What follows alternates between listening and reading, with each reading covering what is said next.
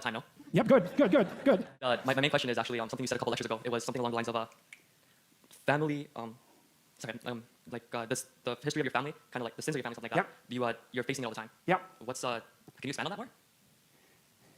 Well, there's this idea in the Old Testament that your sins might be visited unto your family 7 generations down. Seems kind of harsh, but when you're confronting, maybe your father's tyrannical. Yeah, but maybe his father beat the hell out of him. And maybe his father's father was a vicious alcoholic. And you just bloody well don't know how far back that goes. And that means also you don't exactly know what you're dealing with.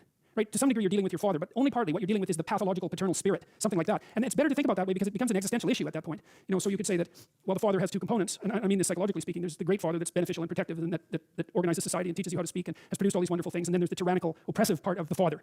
Just like there's the terrible part of Mother Nature that's destructive and the benevolent part of Mother Nature that's wonderful and productive. And you're stuck with that, right? You're stuck with having to mediate between those opposing forces, just like you're stuck with the adversarial part of yourself and the heroic part of yourself. And it's up to you to set those things right. Otherwise they propagate into the future. And it isn't a straightforward thing to say how to set them right. There's quite a good movie about that. Magnolia, which I really love. It's by Paul Anderson, if I remember correctly. I hope that's right. It's a beautiful movie.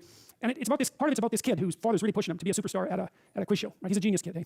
And the kid studies this guy named Charles Fort. You don't understand this movie if you don't know this, because you got to know about Charles Fort to understand Magnolia. Charles Fort was this weird old guy who got rich with an inheritance when he was like 20 and spent the rest of his life in libraries looking up impossible things and documenting them. Impossible things that couldn't happen from a scientific perspective, that were well attested to by multiple observers. And he produced this newspaper called the 14 Times, which still runs. Anyways, in Magnolia begins with this guy who falls out of a building and then is shot by a woman who misses her husband with a rifle as he falls. And I think she's charged with murder. And the street names have something to do with the deaths and his fall, and all of that happened. And then in the movie, there's a rain of frogs. And there are rains of frogs from time to time. Sometimes they're frozen. Sometimes they're rains of fish. Sometimes they're frozen. It's like, what the hell? How does that happen? It happens quite frequently, as it turns out. There's a rain of frogs in the movie Magnolia. And this little kid, see, what happened to him is that he's on stage, and he ends up peeing his pants because of the pressure, basically, and humiliates himself. And then there's this rain of frogs, which he kind of takes as a sign from God. And then he goes to his father. Even he's like 8 years old, this kid, and he says, "You have to stop doing this to me." And he's dead serious about it, very careful, not being, what would you call it, insubordinate, nothing like that. He decides that that's coming to an end right now. And you have to make those decisions in your family because otherwise things propagate down the generations, right? And every family is rife with pathologies of one form or another. And you can learn from that and refuse to push it forward.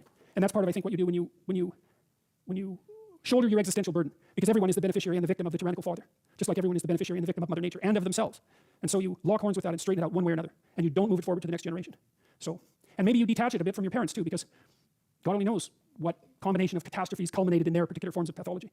So, good enough?